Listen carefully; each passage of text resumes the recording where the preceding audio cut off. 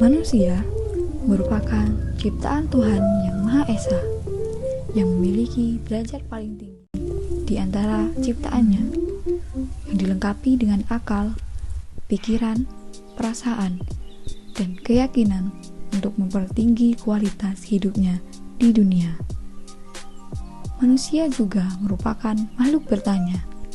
Ia mempunyai hasrat untuk mengetahui segala sesuatu. Manusia tidak hanya bertanya tentang berbagai hal yang ada di luar dirinya, tetapi juga bertanya tentang dirinya sendiri.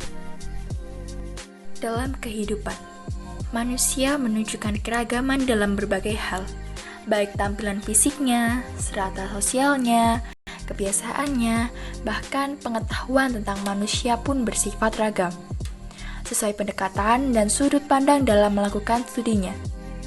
Berbagai kesamaan yang menjadi karakteristik esensial setiap manusia ini disebut pula sebagai hakikat manusia. Dan hakikat manusia adalah seperangkat gagasan atau konsep yang mendasar tentang manusia dan makna eksistensial manusia di dunia.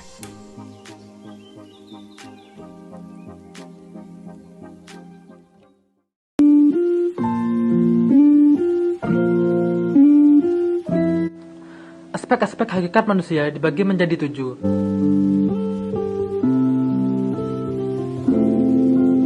Yang pertama yaitu manusia sebagai makhluk Tuhan.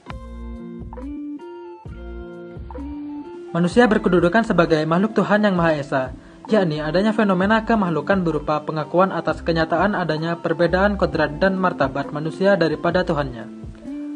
Semua itu menggugah kesediaan manusia untuk bersujud dan berserah diri kepada penciptanya. Menyadari akan maha kasih sayang sang pencipta, maka kepadanya manusia berharap dan berdoa.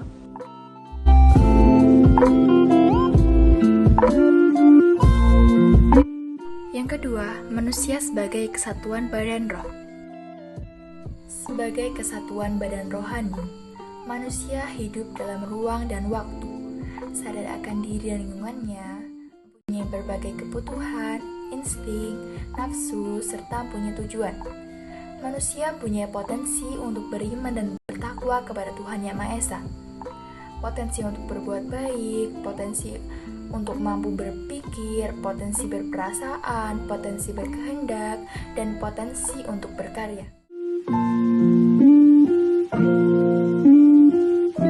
Yang ketiga, manusia sebagai makhluk individu. Sebagai individu, manusia mempunyai perbedaan dengan manusia lainnya, sehingga bersifat unik. Perbedaan ini baik berkenaan dengan postur tubuhnya, kemampuan berpikirnya, minat dan bakatnya, dunianya, serta cita-citanya. Setiap manusia mampu menempati posisi dan bebas mengambil tindakan atas tanggung jawabnya sendiri.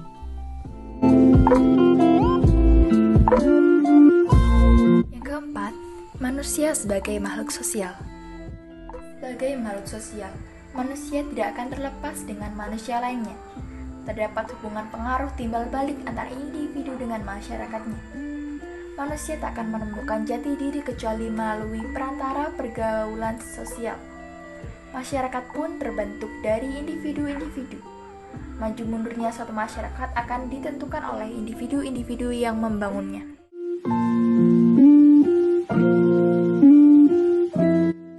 Yang kelima yaitu manusia sebagai makhluk berbudaya. Manusia memiliki inisiatif dan kreatif dalam menciptakan kebudayaan, hidup berbudaya, dan membudaya. Kebudayaan bertautan dengan kehidupan manusia sepenuhnya. Kebudayaan menyangkut sesuatu yang nampak dalam bidang eksistensi setiap manusia. Manusia tidak terlepas dari kebudayaan, bahkan manusia itu baru menjadi manusia karena bersama dengan kebudayaannya.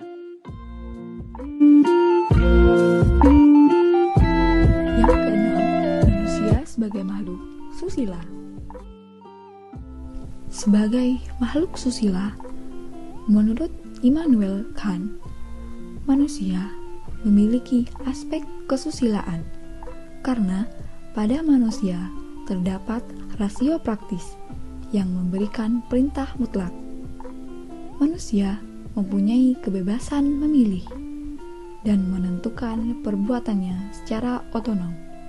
Maka selalu ada penilaian moral atau tuntutan pertanggungjawaban atas perbuatannya.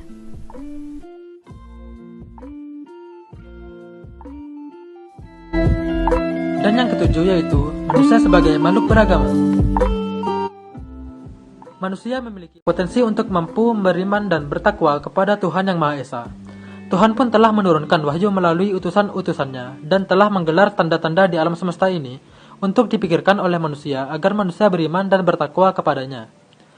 Manusia hidup beragama karena agama menyangkut masalah-masalah yang bersifat mutlak, maka pelaksanaan keberagamaan akan tampak dalam kehidupan sesuai agama yang dianut masing-masing individu.